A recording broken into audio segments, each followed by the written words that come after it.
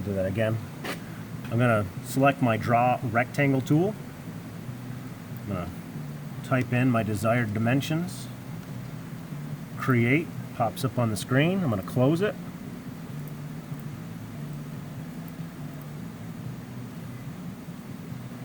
If I want to make a base plate, and I want my center point 1.5 off each edge of the border.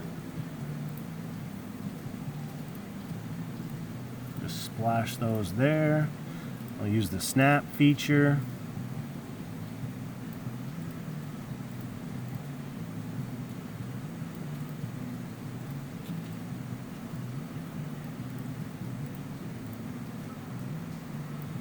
So say I want a 13/16 hole, 0.8125, create.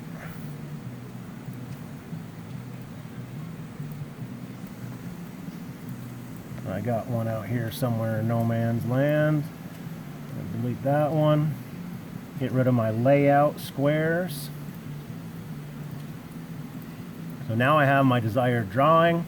I'm going to highlight it, right click, selection, select all open vectors.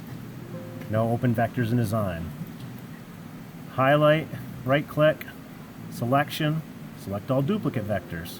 No duplicate vectors in design. File, save as, put it in my training day. We'll call it 1, 2, 3. Now I need to highlight it. Into File, Export as a DXF. Save it. Now I can minimize Vcarve. Second step, double click on sheetcam, File, Import Drawing. Go to my folder, 1, 2, 3 DXF, open, OK. Using my toolbar, I'm going to go to Edit Contours. And I'm now going to create layers because I have a border and I have holes. So I'm going to right click on the border. I'm going to move it to a layer and create a new layer. I'm going to call that border. Once I've created two distinct layers, I'm going to go to Operations, create a new jet cutting operation. Looks like a magic wand or ET's finger. Always work from the top down, inside out. So, inside offset, layer 1 border.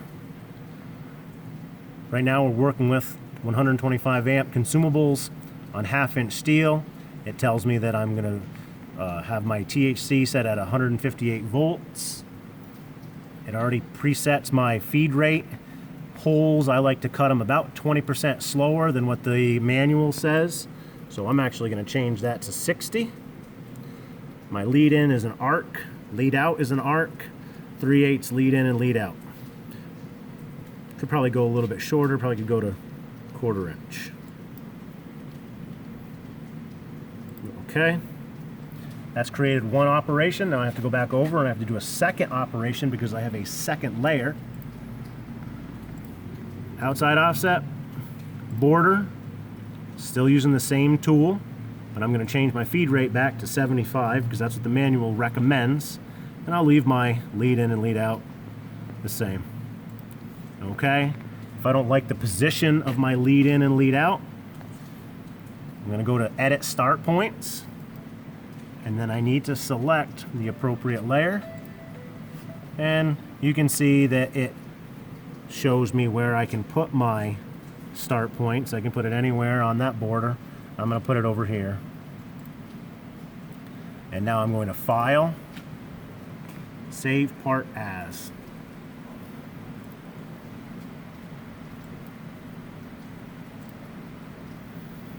Now if I wanted to have a nest of these parts, I go to the nesting tool. I click on that part, I right click, and I can do duplicate, which is a single duplicate. I can right click again and do multiple duplicates.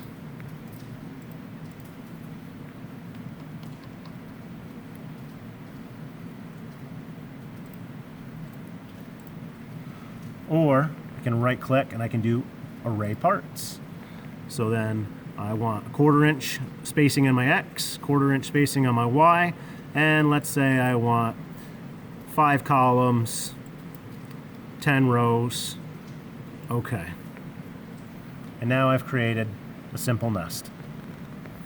So I would file, save part, or save job as, because I have multiple parts within this job. And I'm going to call it 1, 2, 3 training nest.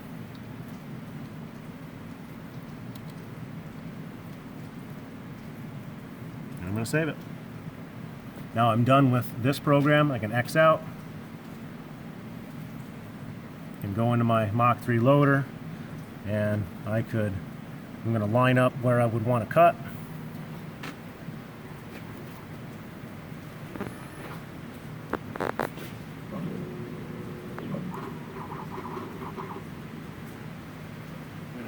Click on the X, Y, and Z to zero out those coordinates and create a new home. Load my G code.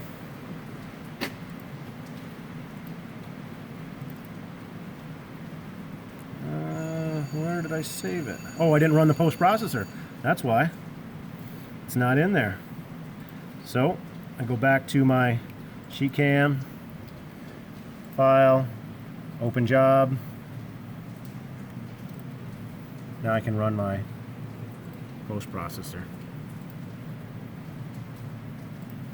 Now I can X out of here.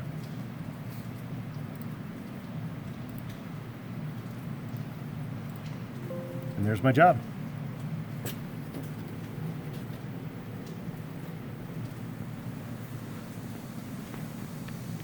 Sweet.